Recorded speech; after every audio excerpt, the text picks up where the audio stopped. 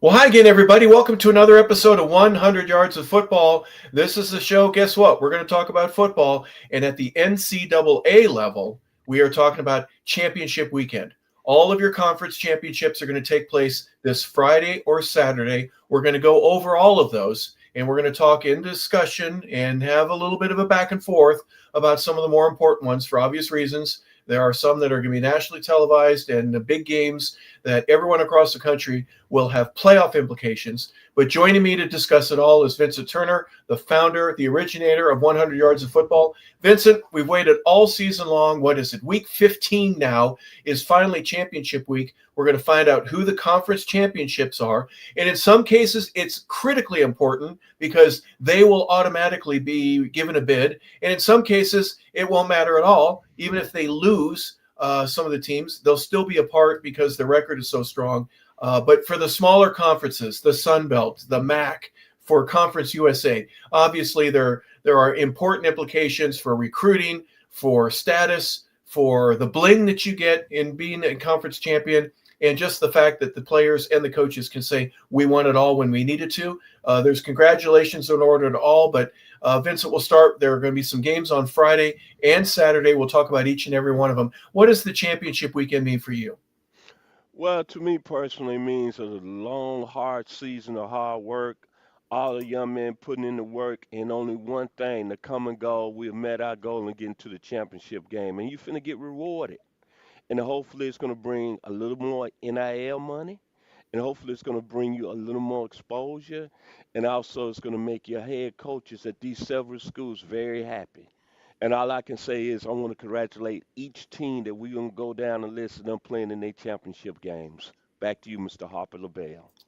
Yeah, and another thing is any coach that says practice on Monday, that's a good thing, right? It's always a good Mm-hmm. thing if there's an additional day of practice where it means something, not only for the conference championship, but obviously bowl implications. They're not finalized yet, but they're pretty close. We'll know.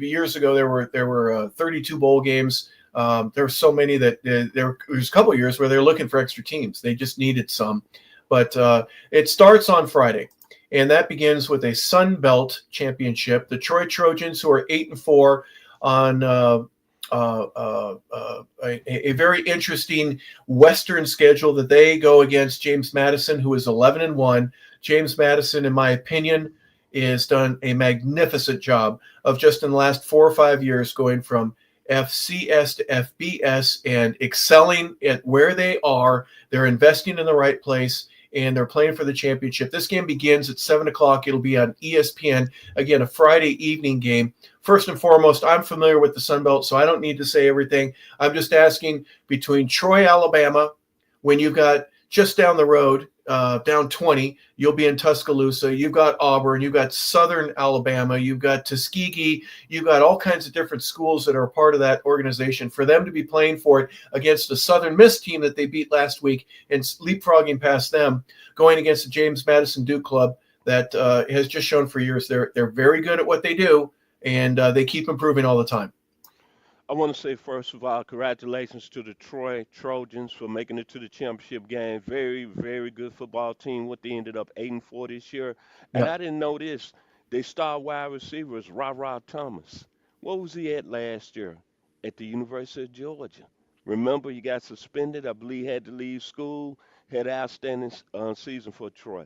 And James Madison, even though the young man left and went to Indiana, I'm not going to call his name out. Got his team number 2 in the country in the Big Ten. Oh, that'd be Kurt Signetti. That would be Okay. the coach of the year last year, in case you didn't remember. Just Yeah, yeah, throwing yeah. that out there. Yes, sir. Yes, Absolutely sir. right. Yes, sir. I'm letting you handle it. But they coach Mr. Bob Chesley. He's taking the UCLA job after this game, right?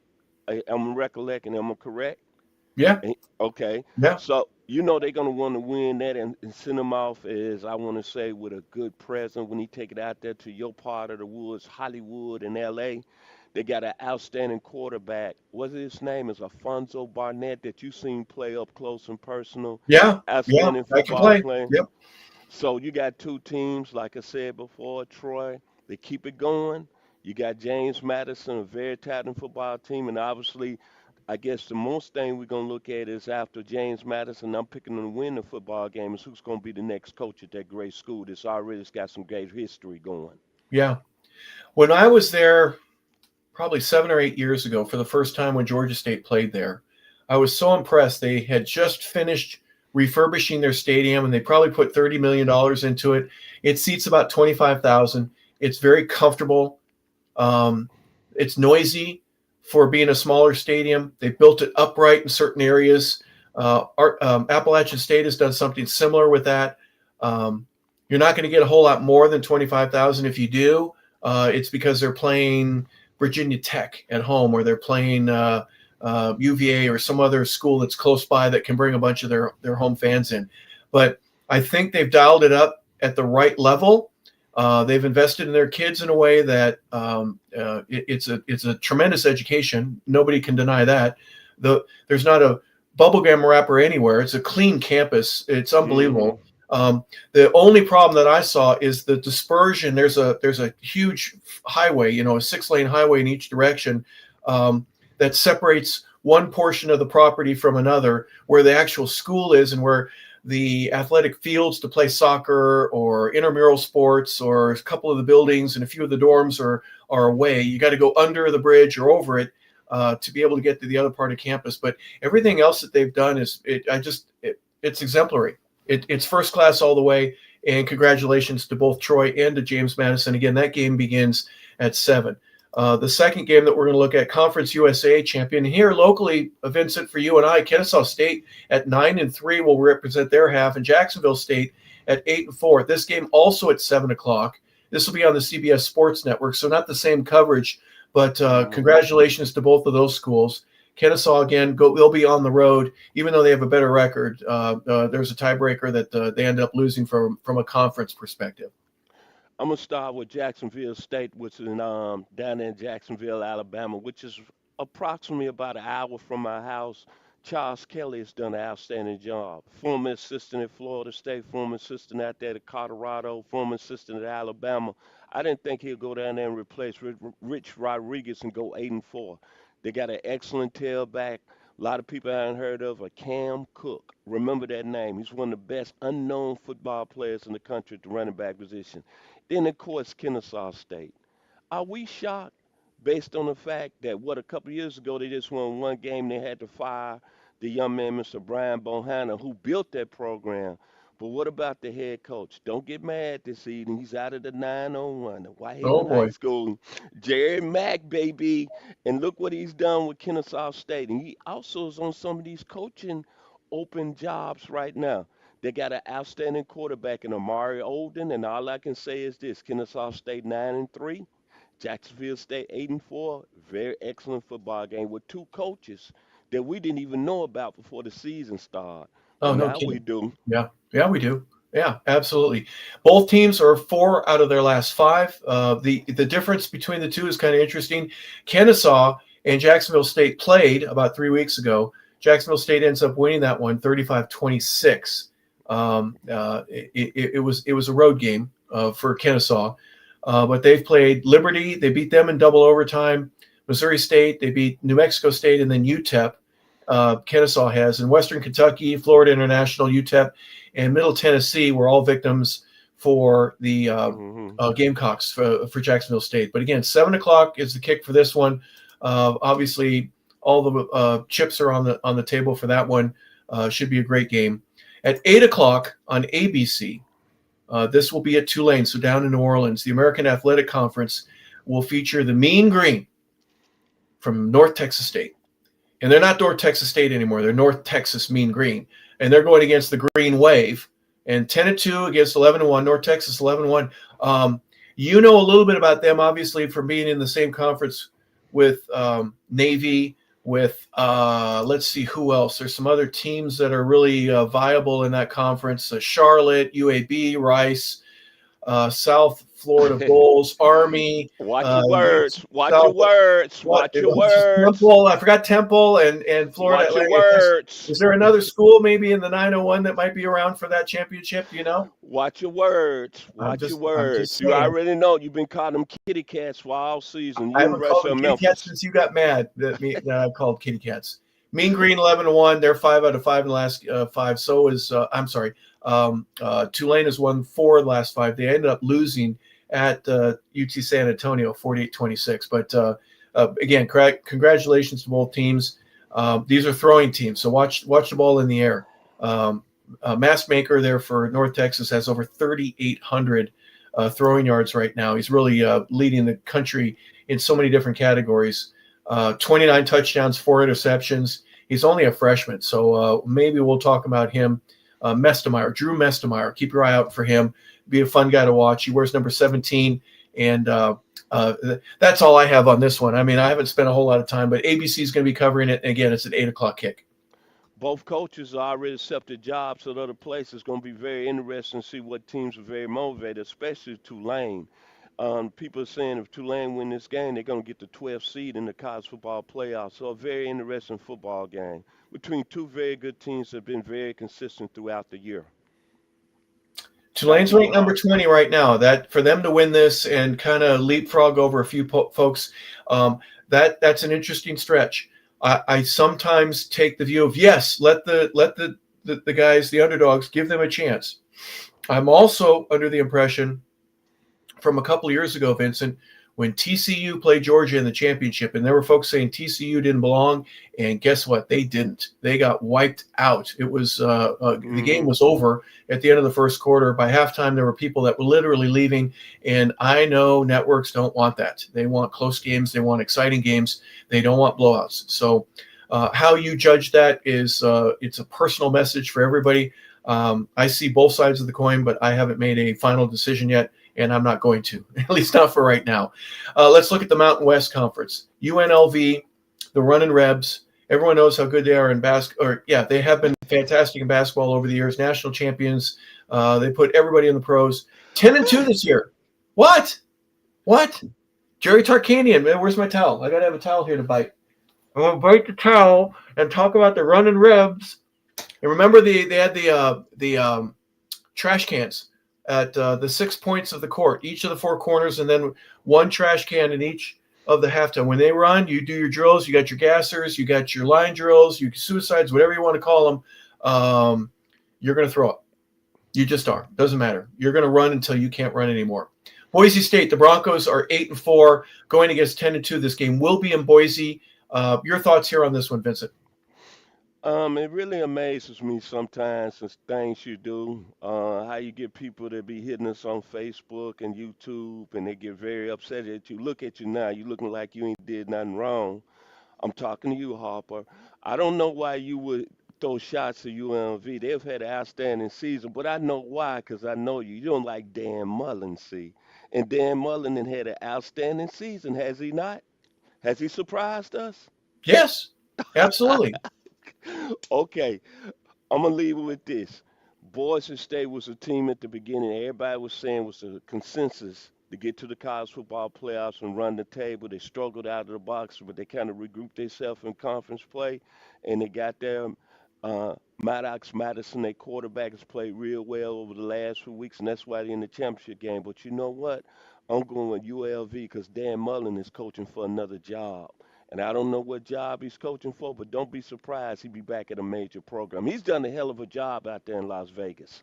Back to you, Hop. Yeah, I think so. Anthony Colandrea, their quarterback, throwing for over 3,000 yards. He's got 22 Hmm. touchdowns, only 8 interceptions. Thomas, their running back, is just shy. He'll get over 1,000 yards by the end of this game.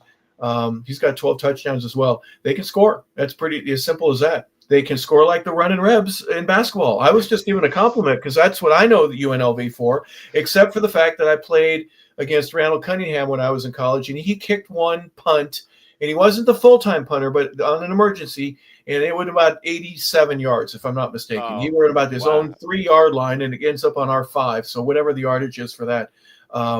No, they didn't snap from the 3-yard line. He kicked it from the 3-yard line, and with the wind and everything like that. So UNLV, obviously, They are playing. And this is, again, the last of the 4 games that are on Friday. You have Troy at James Madison, Kennesaw at Jacksonville State. Both of those games are 7 o'clock kicks. And then North Texas and Tulane, UNLV at Boise State. Both of those are 8 o'clock. And they, respectively, it's ESPN, CBS Sports Network, ABC, and Fox will be hosting all of those games. All right, now for the ones that everybody really is saying, okay, we're ready for these. BYU, ranked number 11 in the country, and Texas Tech. That is a noon kick, and it'll be on ABC. So you got a bigger window to watch all these games. Nothing before noon Eastern. 11-1 BYU. That's a surprise to me. It really is. Texas Tech, ranked number 4 in the country. They are 11-1. You got 2 teams with only 1 loss. They both played really well. Your thoughts, first and foremost, on this being the Big 12 championship? Well, they played previously this year, and Texas Tech dominated 29-7 win. Everybody was saying, hey, Texas Tech is one of them teams that's going to be very dangerous. I expect the Red Raiders to roll. Guns up. Patrick Mahomes is getting back into the program now. He said something very nice about the program. Joey McGuire, who's a legendary high school football coach in Texas, said when he took over, he was going to take Texas Tech to this level never seen. And think about this. I don't know the gentleman that it really donated to the NIL fund. I don't know he's a billionaire in the oil in Texas. But I know this. They got Mr. David Bailey in the portal, first round NFL talent. They Mm-hmm. got probably the best defensive player in the country, Jacob Rodriguez, who a lot of people saying need a seat up there in New York. All I'm saying, this is a very good Texas Tech team, and I think they're going to roll in the Big 12. And I'm going to say this. If I'm anybody once the college football seedings come down on Sunday, I don't want to see guns up in Texas Tech. Back to you, Harper. Well, should be a good game. Identical records, both in the conference at 8-1 and then overall at 11-1. BYU, Texas Tech. That game again starts on Saturday the 6th at noon Eastern. Second game that we're going to look at, or at least Mid-American Conference, is going to be Miami of Ohio and Western Michigan. This is another 12 o'clock kick. This one will be on ESPN. The Redhawks at 7-5 going against the Broncos from Western Michigan. They are 8-4. We don't see a whole lot, but man, these guys, they're the bigger, thicker linemen that didn't make it to the big dance, if you will, and get to play in the Big Ten. But most of the schools here in the conference, they just got Kent State, Buffalo, Akron, central, hardworking areas of the country where families, it's blue collar, and these kids can play. They grow a little bit late, if you will, in terms of the maturity. They're not big enough or tall enough to be able to make it at Ohio State or Michigan, but they can play. So they'll play at Northern Illinois, or they'll go to Kent, and they may go to UMass or Ohio. But both of these schools, obviously, vying for the championship. Miami of Ohio has done pretty well. They're 3 of their last 5, right? They beat Ball State, Buffalo, and Western Michigan. They beat Western a little earlier in the season in October, late in October, just before for Halloween. But they lost to Toledo and Ohio, and Western Michigan comes in. They've won 4 of their last 5. Your thoughts, Vincent? You just laid it out. It's Yeah, one of them kind of did. It's one of them conferences that they don't get the, I want to say, the top level players to go to the Big Ten schools like you just mentioned, Ohio State, Minnesota, Michigan, but they get real tough football players. Miami, Ohio, I like their quarterback, Daquan Finn. Remember that name. I think he's going to be a key ingredient for Miami, Ohio, winning that conference championship game on Saturday against Western Michigan. Back to you, Hop. Well, we'll find out on Saturday at noon. Again, the kick is on ESPN, 12 o'clock, 7-5 versus 8-4. Next game, all right, this is one everybody's going to want to pay a little bit of attention to. The number 3 Georgia Bulldogs against the number 9 Alabama Crimson Tide. This is a 4 o'clock kick, Vincent. Georgia's 11-1. Bama's 10-2. ABC will be hosting this at 4 o'clock on Saturday, not a 3:30 kick. And this will be at the Mercedes-Benz Dome. Vincent, I'm just going to say it. As much as I know that you like Georgia, and Gunnar Stockton has been your underrated guy all year long, and Frazier and everybody else, Branch, all these guys can play. I just haven't seen it except for the national championship game where they had to go to Indianapolis. But anytime Alabama comes into the state of Georgia, they end up leaving with a victory. Is there any reason for me to suspect anything different in this particular meeting between Georgia and Alabama? I don't know why you would ask me that question when you know I lay all my marbles. I even gonna lay a little shekels on Georgia and winning it all. I think it's going to be different. I think Alabama's a different football team because they're coming in struggling. Ty Simpson hasn't played well over the last few weeks. They got some key injuries. They running back Jam Miller went down in the Auburn game, and I think Kirby is getting tired of hearing the Georgia faithful and him keep losing to Alabama. And it's something about this Georgia team that I think this game right here means a lot to the Bulldogs faithful. And I think even though Georgia struggled last week against Georgia Tech, make no mistake, I think Georgia's going to come away with a close football game. Now, since you already chose Alabama, see, so you gonna get off the chair tonight. I see right now you going with Alabama. Remember this: if Alabama lose this game, since you cheering for the Alabama faithful, you need to call them on Sunday and hope that they get in the college football playoffs at They'll be 10 and out. 3. They'll be Okay, out. I think okay, they'll be out if they lose, and that's one of the reasons I'm thinking that they're going to do everything they can to win and keep okay. their coach. Um, I, Prove me wrong. I'm on my Dave Cohen line is, am I wrong? Right? That's what Dave says all the time. When's the last time that Georgia beat Alabama in an important, significant game that the backers and everybody else is going to say this is an important game? When is the last time that Georgia has beaten Alabama in the state of Georgia? It's been a while. You know, They had to go to Indianapolis and win a national championship out there. you saying that real political. You know that, but see, But this just what's prove me gonna. wrong.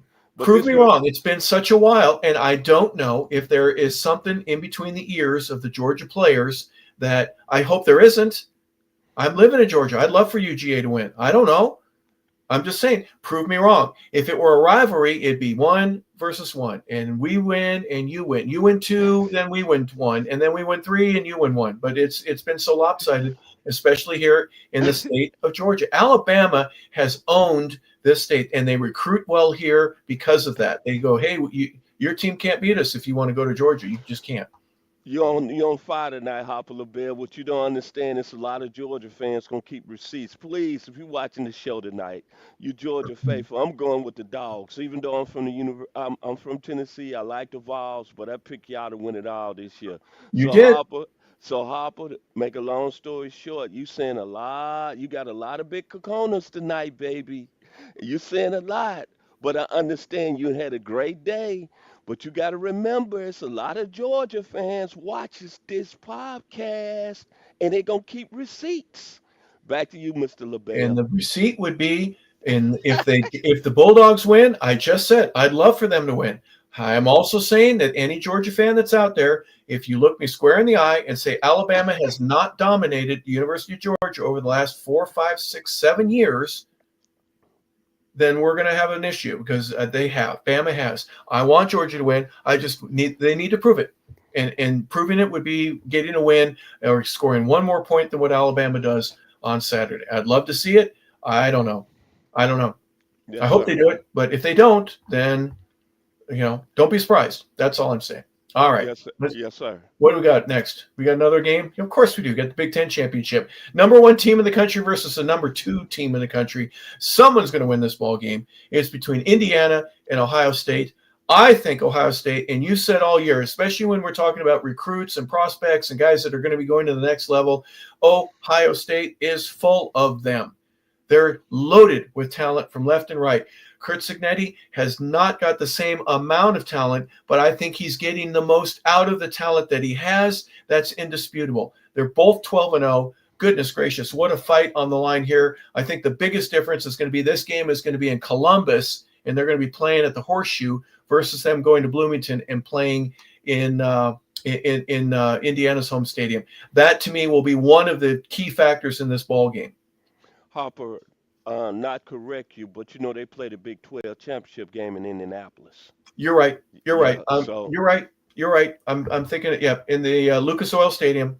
thank you. Tickets are as low as $508. You want to spend some of your shekels on the game, or are you going to wait? Uh, You're going to put I'm those gonna, wa- on the Bulldog.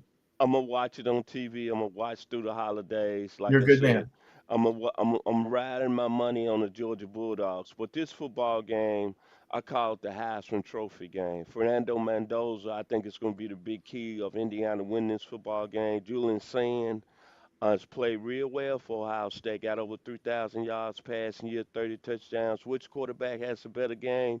I think was going to win the Heisman Trophy. But the most important thing I want to see in this football game is that you mentioned, as I've been saying, Ohio State got the best talent in the country. No question about it. NFL talent all the way through the roster.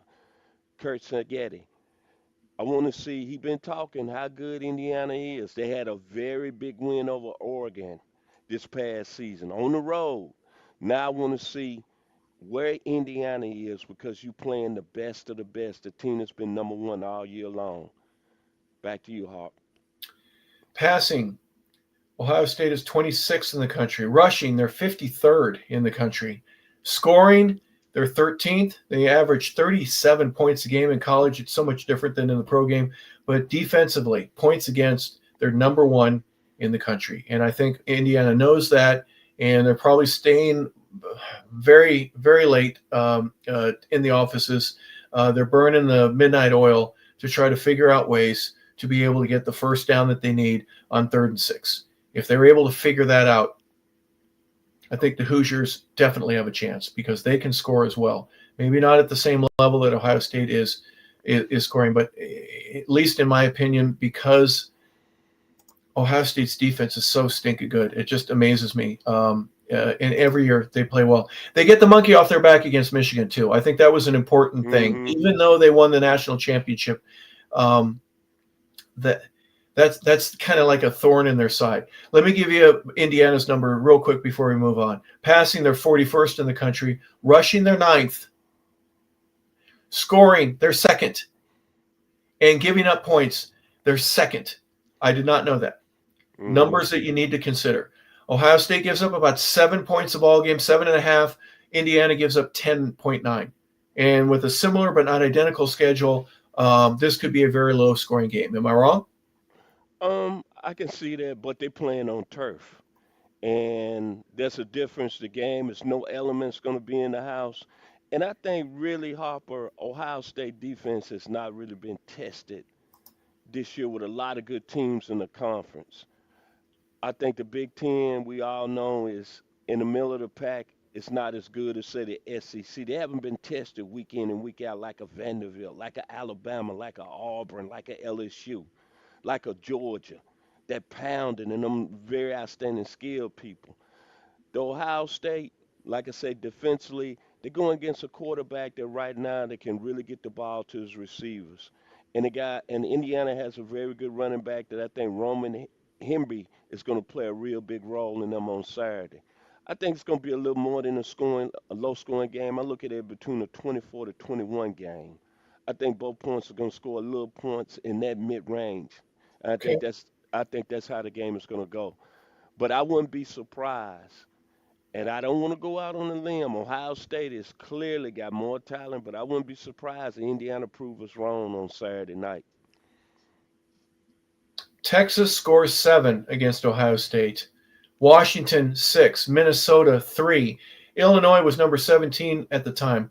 They score 16. That's the most points they've given up the whole year. Wisconsin, shutout. Penn State, they gave up 2 touchdowns against Penn State. Purdue scored 10. UCLA scored 10. Rutgers only 9. Michigan only 9.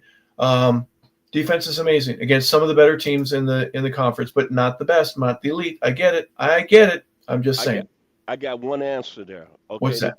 they played Texas when Arch Manning was in his struggling, right? More or Yeah. less. Okay, they played the Washington team. The quarterback out there, I want to say I can't think of the young man's name, but he struggled in that game. But remember this now: they're playing against a quarterback that's been very consistent all year, and this Indiana team can put up points. Yeah. Fernando Mendoza is not a Heisman Trophy favorite because this team's scoring 16 points a game. He gonna be ready to play on Saturday night. And Ohio State is a great defense. I love the numbers you just gave up, but trust me, He gonna be facing a quarterback that's gonna see some weakness in them seams out there. And I hope Ohio State don't underestimate what Indiana's bringing to the table with Fernando Mendoza. I love that name. Back to you, Hawk. Yeah. Couple of scenarios can take place. There's hundreds of possibilities.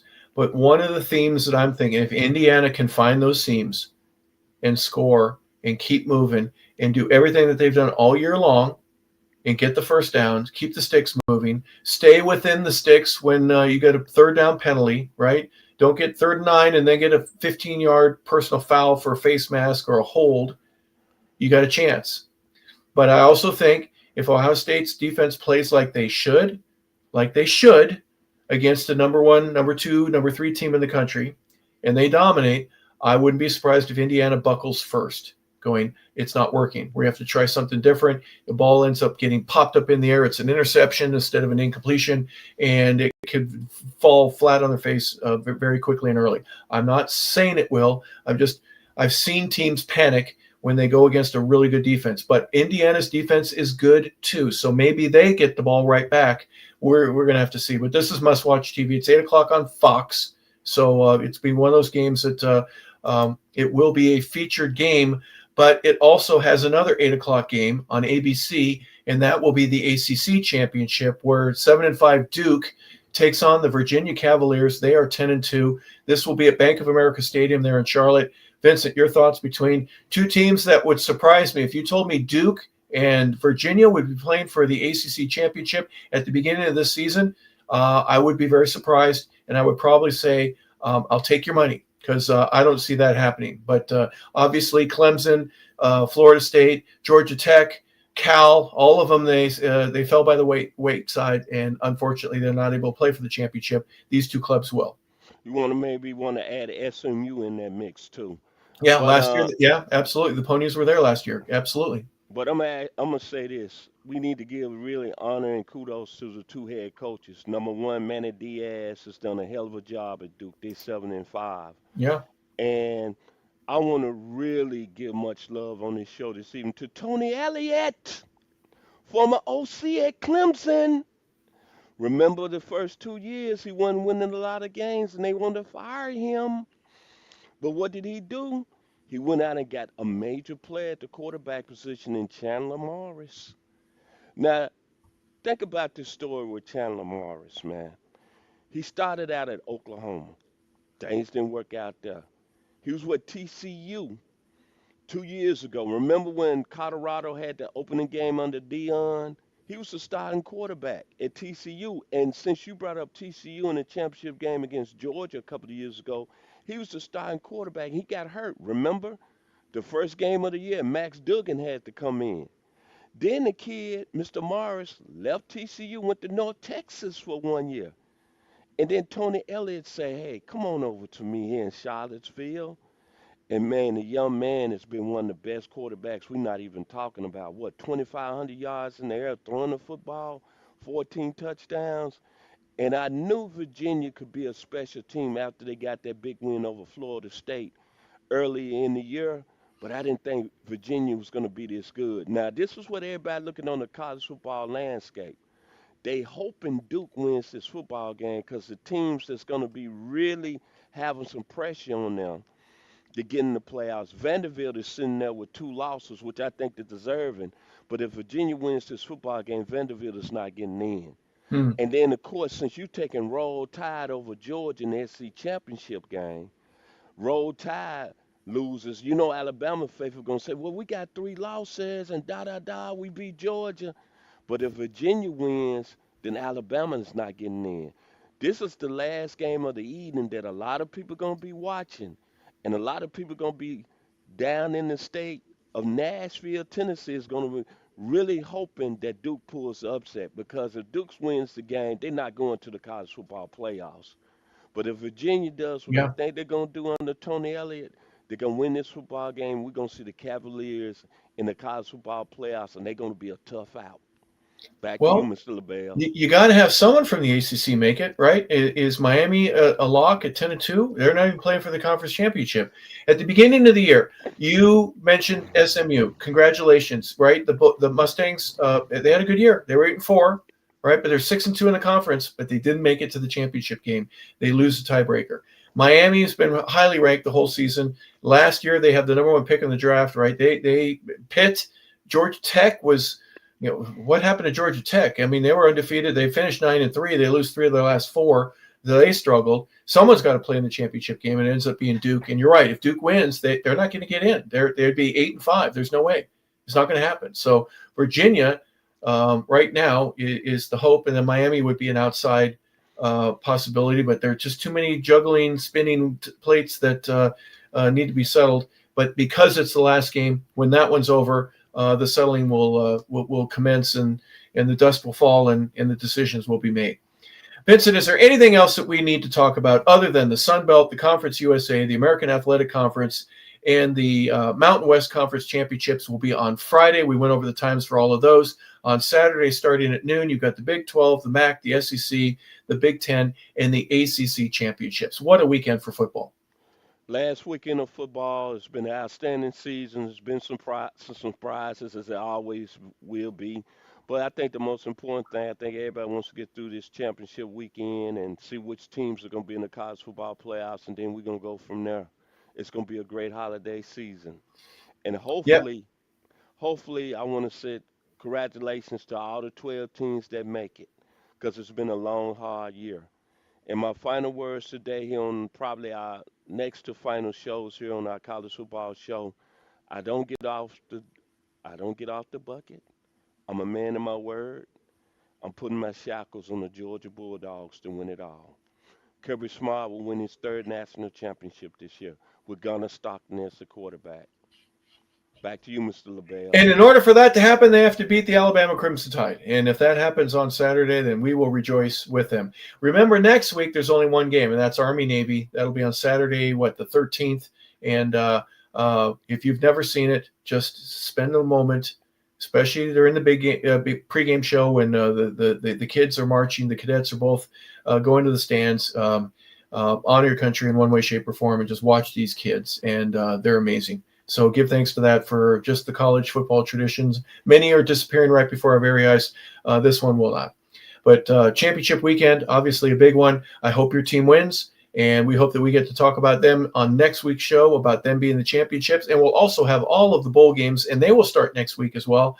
And it'll be a lot of fun for everybody to be able to determine everywhere that they fit, that their team is going to get to go to the Tax Slayer Bowl or they go to the Gator Bowl. It doesn't matter. There are going to be some great games that we'll talk about on future shows. So for Vincent Turner, I'm Harper LeBel saying thank you for tuning in to 100 Yards of Football. We certainly appreciate this. It's been our college pregame show. Thank you for being